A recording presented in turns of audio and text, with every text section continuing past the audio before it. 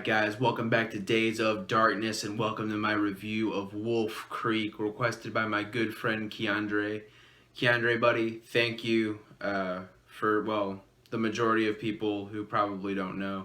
Keandre has been my friend since 4th grade, and a lot of that friendship has consisted in us bonding over what we're talking about today, which is horror movies. So, as soon as he said, hey man, I want you to review Wolf Creek, fucking done, dude. No question about it, man. So, Keandre, thank you for requesting this kick-ass movie for me. And yeah, spoiler alert in the spoiler-free section. I really like this movie. That's the only spoiler you're getting, at least for right now. So let's just get right into it. Wolf Creek came out in 2005. It's starring John Jarrett, Cassandra McGrath, Kesty Morassi, and Nathan Phillips. Apologies if I got any of those names wrong. I'm sure I did. But I'm just not familiar with any of the actors or actresses, which is a shame because everyone does a fucking kick-ass job in this movie, and was written and directed by Greg McLean. Which, props to you, Mr. McLean, because holy shit, this movie is absolutely beautiful. It's extremely fucked up, but you know what I'm saying. Come on now. But anyways, so just to hop into the spoiler-free section, I want to start out just by acknowledging the based on a true story thing that some horror movies use. I mostly like it. I think anyone who's been watching horror for a good amount of time knows that it is to be taken with a grain of salt, and this movie is no exception. I did do a small little bit of research. I don't want to act like I'm dead meat or anything. Like, I did a very, very finite amount of research and quickly discovered this is very loosely based off a true story. But just the fact that anything close to this even happened to begin with is fucking scary. But yeah, so based off a true story, but not really. But it's fine, because this movie is written and directed fucking beautifully. Let's just get into that real quick. The cinematography in this is absolutely beautiful. It's based in Australia.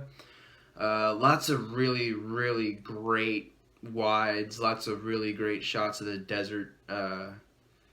It's so interesting to me because a lot of this, the terror in this film is mostly the fact that these characters are alone with a fucking maniac. And it portrays the desert as something that is obviously very wide open, but at the same time, they are in the middle of fucking nowhere, and there is nowhere to run. And if you do try to run, as we see in this film, he will fucking catch you pretty quickly.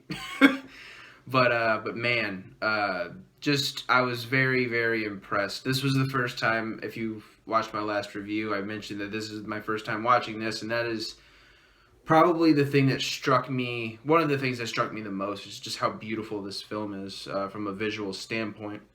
Obviously, the content is not too beautiful, but it's beautiful in my own little special way. So, yeah. Just to talk about the characters, we have the 3 college students. We have Liz, Ben, and Christy, which I'll go in a little more depth about them in the spoiler section, but when I first popped this in like the first couple of minutes, I'm like, oh, like it just shows them partying and getting drunk and all that shit. And like, at first you think they're going to be very one note and very like characters. They're just gonna get killed off by this psycho fucking Aussie, which is not the case. There's not a whole lot divulged about them, but what we do get is a lot of interaction between them, and it kind of makes you invest in those characters. You don't always need a whole lot of exposition, but just the way they interact with each other, and you can tell they care about each other so much, and they are very close friends. That alone gets you invested in each character in a different way, and once stuff does start happening, again, it's kind of like that familial thing where you just kind of get this feeling of dread whenever something bad happens to one of the characters. So props to the writing by Mr. McLean on that, and not necessarily needing a lot of exposition to have pretty solid characters. And a little Sipsky there. But yeah, I really enjoy the characters in this. Very fun. And once shit starts hitting the fan, the performances by these actors and actresses are just, it's fucking bone rattling. It's bone chilling, and I adore it. And yeah, I think that'll pretty much wrap up the spoiler-free section. And yeah, guys, I'm really excited to talk about the spoilers. Like I said, I've never seen this movie before, and I'm just fucking excited to talk about it. So I'm gonna stop rambling. Let's get into it, and let's spoil the shit out of this motherfucker.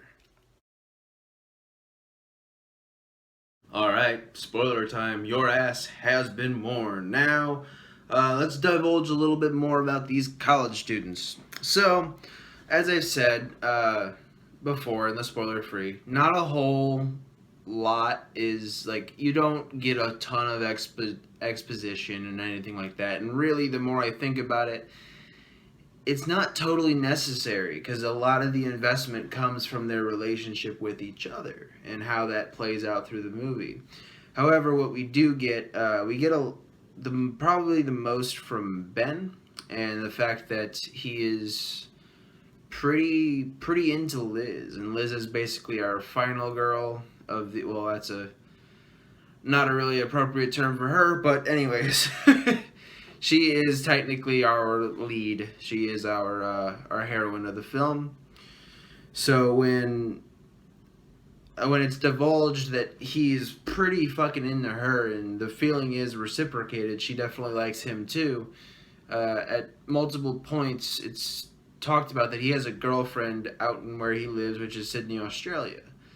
And I don't really think we had any clarification on why he's... I mean, I'm assuming they're all friends, and they're friends from college, I'm assuming, and they're on whatever Aussies call their spring break.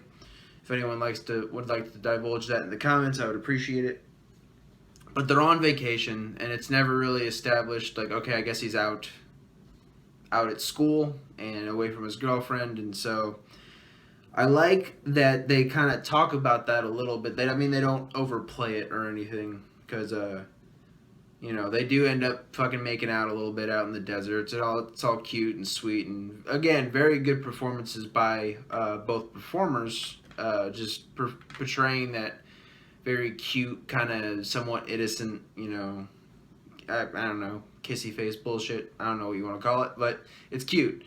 But there is an air of like, well, what the fuck? He has a girlfriend, and it kind of establishes that these characters aren't perfect, man. I don't want to go too far into this, but I've found myself in those certain situations. I've never cheated on anybody, and I take pride in that. But I have found myself in, Liz's position on that, and it's very uneasy, and there's like a sense of like, well, what the fuck, we shouldn't be doing this sort of thing, and very, very cool little character work there without saying so much, But yeah, and then we have Christy. Christy's probably I'd say the least developed out of all three of them, which isn't saying anything really, because like I said, umpteen times, there's not a lot of, the development doesn't come from their own personal backstories, it comes from their friendship with one another. But yeah, we don't really learn a whole lot about her. She's just really good friends with Liz, and if Ben, breaks Liz's heart, then, as she says, she's gonna fucking kill him, which, that is very true. Friends are very loyal to their peers, and I've been on that receiving end of you motherfucker. Like, so I get it. I get where Ben is as far as that stuff is concerned. So, like I said, you get just a lot of, and all of this is done in a very likable, innocent, fun way, and so, you get very invested in each of the characters, which is a very nice way of doing it instead of being like, traditional character development is fine, and you could even really argue that this is just character development. But anyways, I'm rambling way too much about that. Case in point, really just to put a little bow on it, I really like the characters in this movie. And plus, it's a slasher, technically, kind of. So, you can't really expect fucking Scorsese, Tarantino-esque writing. But for what we get here, that is no discredit to McLean, because he has written a fucking damn good movie. And I'm actually really curious to check out Wolf Creek, too. I'm sure I'll be doing that at some point.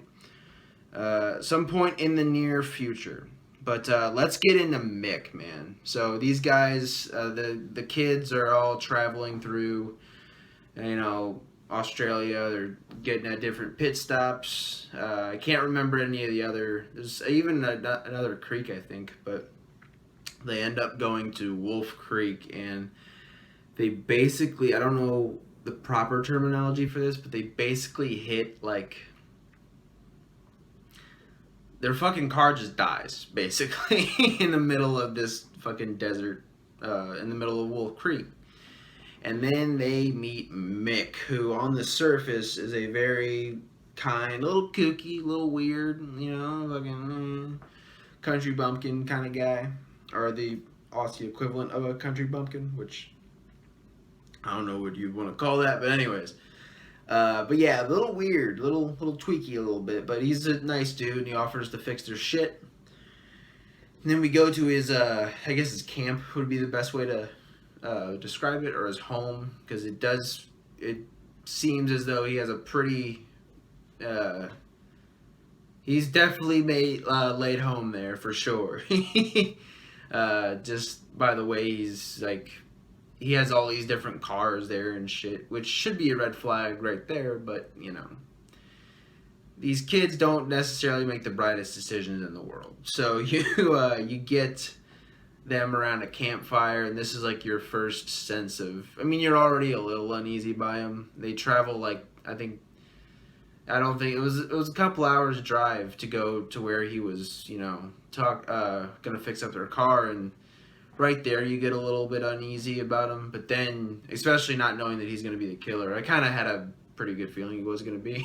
But then you get the campfire scene, and you just start to... He's kidding around, he's joking, and then Ben makes some sort of Crocodile Dundee joke. He's like, "This is a knife," and he like immediately takes... You can tell he takes offense to it, and his demeanor completely changes, and he's just like kind of looking at him, and fucking then snaps right back into being all goofy and shit, and then I'm like, whoa. And that's when I really started to like, dude, this guy's performance in this, John Jarratt, man, holy fuck.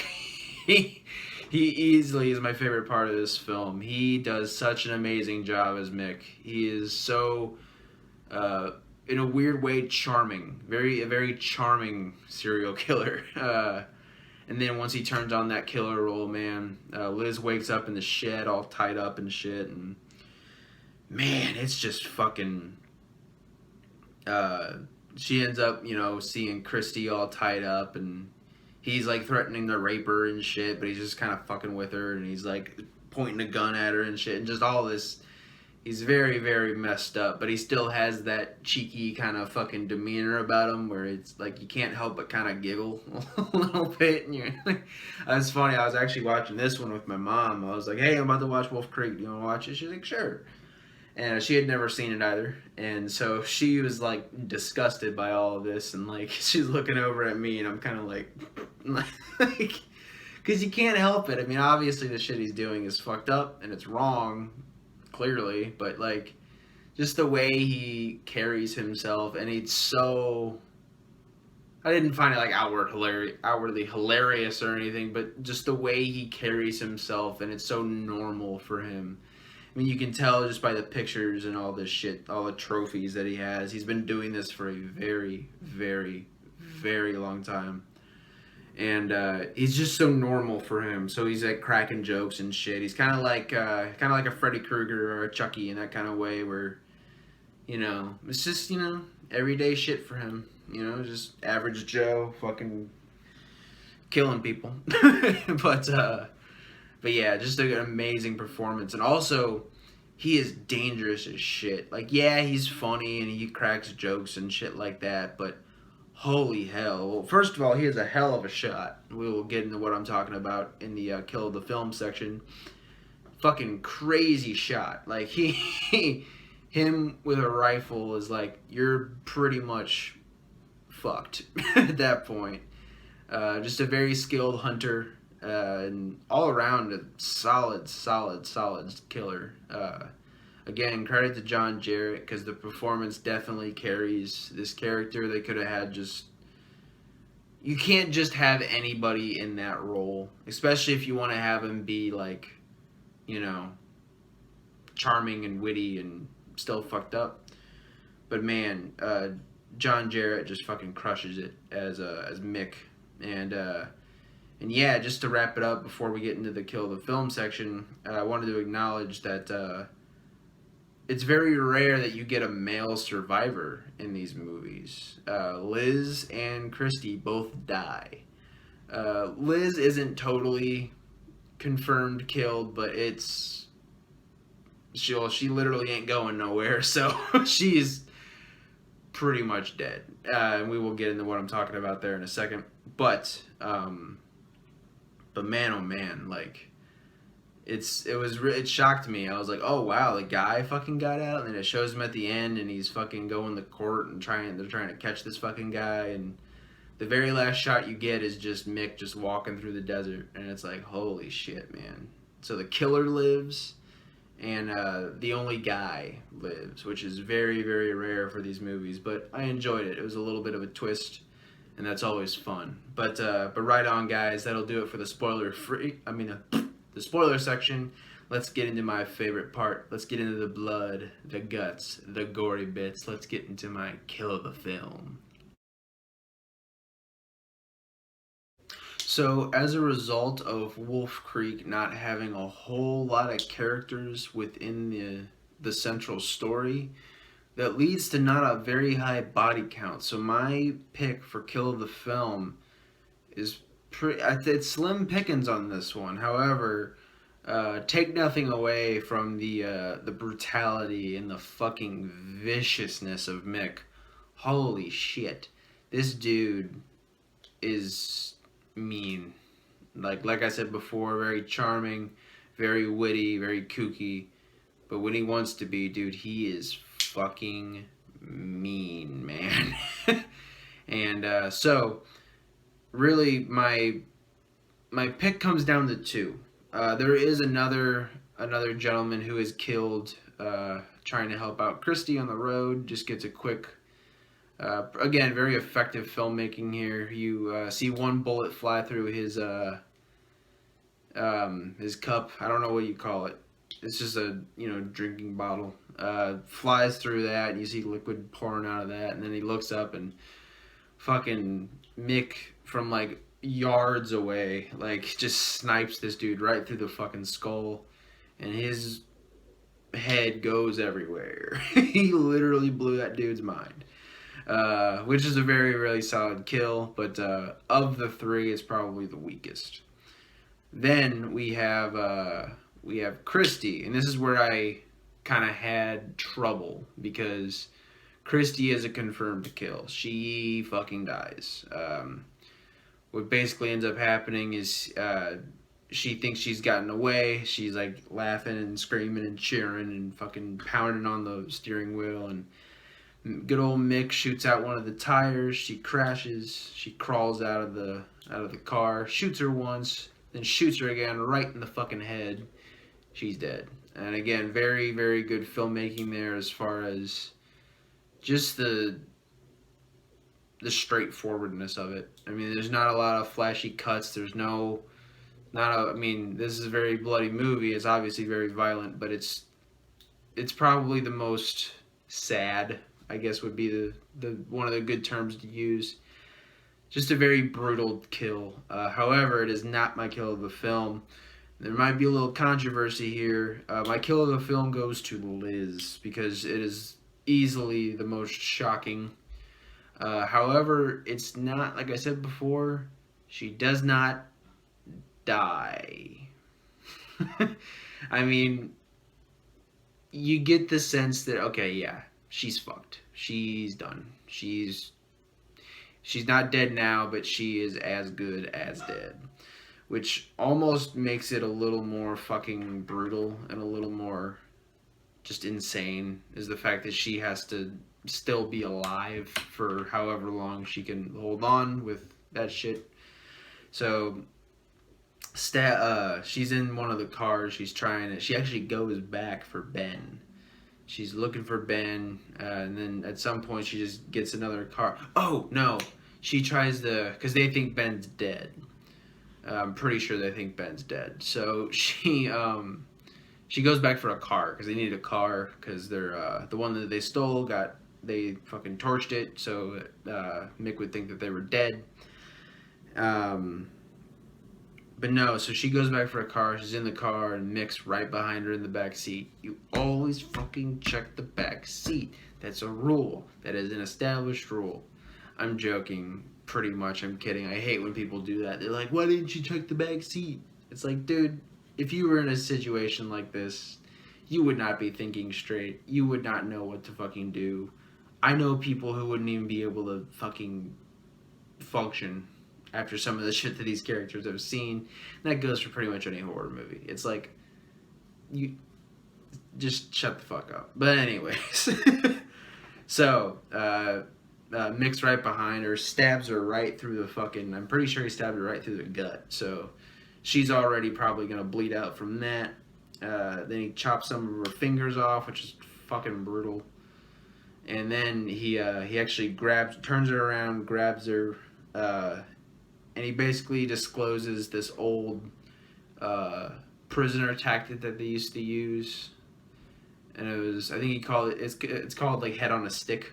And so it's like, well, when your spine's severed, fucking sticks a knife, big old fucking knife right through right through her back. Actually, he gives off another probably his funniest line, as he calls back to when Ben was doing his Crocodile Dundee shit and making fun of him. And he goes, as your old pal Ben said, that's not a knife, because she pulls out this little fucking pussy little fucking pocket knife. He goes, that's not a knife. And he pulls out this big ass motherfucker. He's like, this is a knife. Scoops her up, stabs her right in the back, and fucking severs her spine. So, and you just see her crumple, and she's fucking like, she's done. She's dead. You don't see her die, but probably from all the wounds and the bleeding and all that fucking brutal shit, she doesn't have long left. So that's gonna be my kill of the film. It's sad as shit too. It's honestly pretty disheartening. And she's the first to go, and you pretty much think that she's gonna be the final girl. She's gonna be the one to escape. No, man, she's fucked. She is literally a head on a stick. But yeah, guys. So that'll do it for Wolf Creek. Like I said, fucking really enjoyed this. Really, really, really liked this. Definitely, as I've said before, I don't cover the story beat by beat. I definitely encourage everyone go watch this. Especially, I mean, if you're not in the horror, don't. But if you're not in the horror, why the fuck are you watching this? But please absolutely go out of your way to watch Wolf Creek. Next time on Days of Darkness, we're going to be continuing the Friday the 13th franchise with Part 5, The New Beginning. And I will be disclosing my opinions on that film in the review. So yeah. But yeah, guys, take care of each other, take care of yourself, be safe out there, and keep watching horror. Alright, guys, have a good one.